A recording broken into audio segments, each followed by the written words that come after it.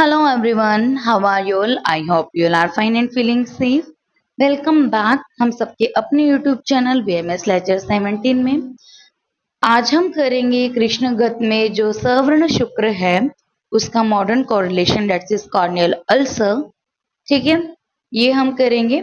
उससे पहले अगर किसने मेरे चैनल को सब्सक्राइब नहीं किया है तो प्लीज सब्सक्राइब माय चैनल। और वन थिंग इज मोर, जिस भी स्टूडेंट को मेरी online fourth year classes join करनी है किसी भी सब्जेक्ट की, या फिर आपको पीजी क्लासेस ज्वाइन करनी है, तो आप मुझे मेरे टेलीग्राम चैनल BMS लेक्चर 17 पे मैसेज कर सकते हो, या फिर मुझे पर्सनली आप जीमेल कर सकते हो। My Gmail ID is bmslectures910@gmail.com। Okay, so now start that corneal ulcer. Corneal ulcer क्या होता है? Discontinuation in normal epithelium surface of cornea. पहली बात तो ये बात आती है कि ये किसकी बात कर रहे हैं? हम कॉर्निया की बात कर रहे हैं। ठीक है, इन्होंने बोला डिसकॉन्टिन्यूशन, किसकी? डिसकॉन्टिन्यूशन ऑफ जो एपिथेलियम सरफेस होता है कॉर्निया का, उसकी क्या हो जाता है? डिसकॉन्टिन्यूशन हो जाती है। ठीक है, तो discontinuation of normal epithelium surface of cornea associated with necrosis of surrounding corneal tissue, और जो उसके सराउंडिंग में होते हैं उनकी क्या हो जाती है? नेक्रोसिस हो जाती है। ठीक है, सेल्स डैमेज हो जाते हैं। नेक्स्ट आते हैं इसकी classification based on aetiology, may be bacterial, viral, parasite, fungal, protozoa. Based on location, central हो सकता है, पैरासेंट्रल और पेरिफेरल। और based on involvement of corneal layer की सुपीरियर है या फिर डीप।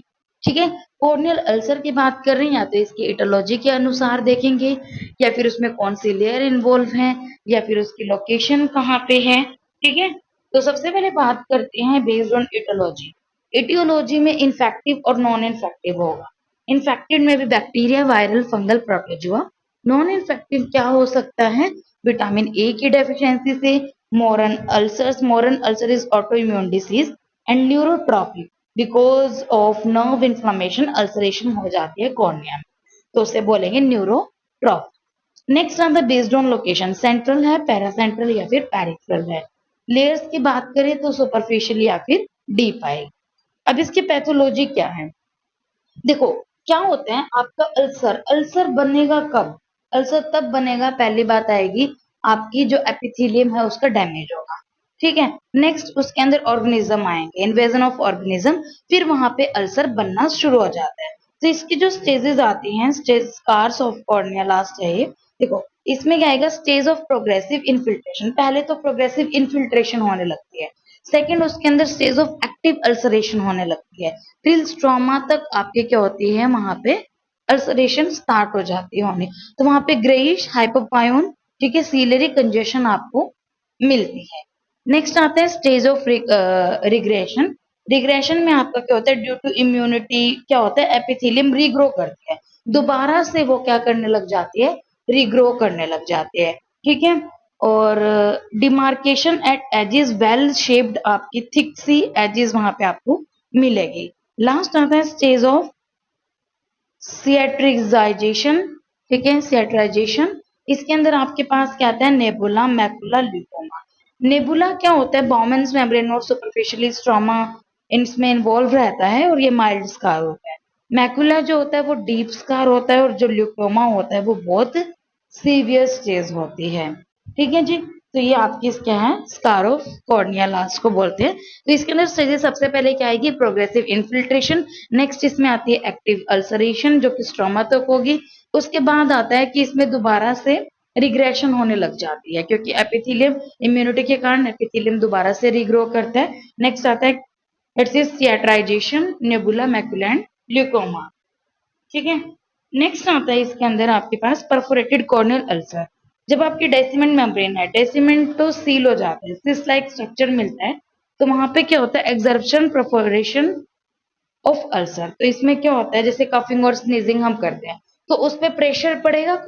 ठीक है, वहां पे और ज्यादा परफोरेशन होगी, और उससे क्या होगा? जो एक्वस ह्यूमर है वो बाहर आ जाएगा। ठीक है, और इंटरऑकुलर प्रेशर डिक्रीज हो जाता है। ठीक है, क्या है? सबसे पहले जैसे डेसमेंट मेम्ब्रेन है, डेसमेंट मेम्ब्रेन में क्या हुआ? वहां पे सिस लाइक स्ट्रक्चर हुआ, ठीक है। और जैसे ही आपने कोई एक्सर्शन की, जैसे स्नीज किया या फिर आपने कफ की, तो उससे क्या होगा, परफोरेशन हो जाती है। ठीक है। नेक्स्ट उसमें एक्वस ह्यूमर बाहर आने लग जाता है और इंट्राओकुलर प्रेशर कम हो जाता है। नेक्स्ट आता है बैक्टीरियल कॉर्नियल अल्सर। अगर आप बैक्टीरिया की बात करो तो Neisseria gonorrhoea, that is Corynebacterium diphtheria, Neisseria meningitidis, इनकी वजह से होता है। और आपको क्या मिलेगा, pain, epiphora, photophobia, blurred vision, redness, lid की स्वेलिंग मिलती है, ब्लेफरोस्पाज्म मिलता है, कंजक्टाइवल कीमोसिस। कीमोसिस क्या होता है, एक जेलेटिनस अपीयरेंस होती है। ठीक है। हाइपरेमिया, रेडनेस मिलेंगी, ciliary congestion, yellowish white area of ulcer, oval और इरेगुलर, ओवल और इरेगुलर शेप मिलते हैं और रेज इंट्राओकुलर प्रेशर मिलता है। ठीक है। तो इसके अंदर आपका नेक्स्ट आता है कॉम्प्लिकेशन। इसमें बैक्टीरिया की बताया यहाँ पे इन्होंने। ठीक है। कॉम्प्लिकेशन में आपका सेकेंडरी ग्लाइकोमा रहेगा, डेसिमेंटोसील और परफोरेशन और स्कारिंग रहता है। इसके अंदर परमानेंट स्कार मार्क हो जाता है। नेक्स्ट आता है फंगल। ये आपने बैक्टीरिया की बात, ठीक है। फंगल की बात क्या आएगी आपके पास, फंगल की बात करते हैं तो इसे माइकोटिक कॉर्नियल अल्सर भी बोलते हैं। फंगल आपका कौन सा हो सकता है, दैट इज एस्पाइगिलस, सेफेलोस्पोरिज्म कैंडिडा। ठीक है। कॉजेज इसके एंटीबायोटिक और स्टेरॉइड की वजह से। आपको साइन सिम्टम्स में अंदर ड्राई लुक मिलेगा फंगस में, greyish white with elevated rolled out margin और मल्टीपल स्मॉल लेजन्स, और इसमें हाइपोपायोन मिलता है। ठीक है जी। पफ अकुमुलेट होती है एंटीरियर चैम्बर में। नेक्स्ट आएगा कॉर्नियल वेस्कुलराइजेशन आपको मिलेगा। नेक्स्ट आता है इसके अंदर वायरल। वायरल में आपको क्या मिलेगा, जो वायरल कॉर्नियल अल्सर होता है वो किसकी वजह से, हर्पिस सिम्प्लेक्स केराटाइटिस की वजह से। ठीक है। हर्पिस जोस्टर ऑप्थेल्माइटिस की वजह से हो जाते हैं, एडिनोवायरस की वजह से होगा, vesicular blepharitis, follicular conjunctivitis, keratitis, इन सब की वजह से होता है। ठीक है। तो इसमें आपको एपिस्क्लेराइटिस, क्लेराइटिस प्रेजेंट मिलेगा। ठीक है। और एंटीवायरल इसका ट्रीटमेंट है। लास्ट आता है प्रोटोजुअल केराटाइटिस। प्रोटोजुआ की वजह से, कौन सा प्रोटोजुआ है वो, डेट इज अकैंथेमेबा केराटाइटिस, अकैंथेमेबा केराटाइटिस। ठीक है। तो इसमें क्या आएगा, अकैंथेमेबा कैस्टिलेनी की वजह से ये होता है। क्लिनिकल फीचर आपके अंदर लिम्बाइटिस मिलेगा। ठीक है जी। Inflammation of limbus, keratoneuritis, hypopyon, stromal necrosis इसके अंदर आपको मिल जाएगी। ठीक है। तो इसके अंदर बेसिकली हमने पढ़ा क्या है, सबसे पहले बात आ जाती है इसकी कॉर्नियल अल्सर क्या है।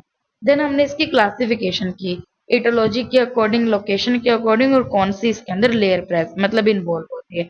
इटोलॉजी में इन्फेक्टिव, नॉन इन्फेक्टिव पढ़े हैं, bacteria, viral, fungal, protozoa. Non infective में विटामिन ए की वजह से या फिर मोरन्स की वजह से। ठीक है। मोरन अल्सर न्यूरोट्रॉफिक आता है। लोकेशन सेंट्रल, पैरा सेंट्रल और पेरिफेरल आता है। लेयर्स सुपरफिशियल या डीप आते हैं। पैथोलॉजी स्टेजेस बता दी हमने इसके अंदर। नेक्स्ट आता है इसके अंदर हमने पढ़ाना है फिर बैक्टीरिया, देन हमने पढ़ा है इसके अंदर फंगल, वायरल, और लास्ट हमने पढ़ा है इसमें प्रोटोजुआ।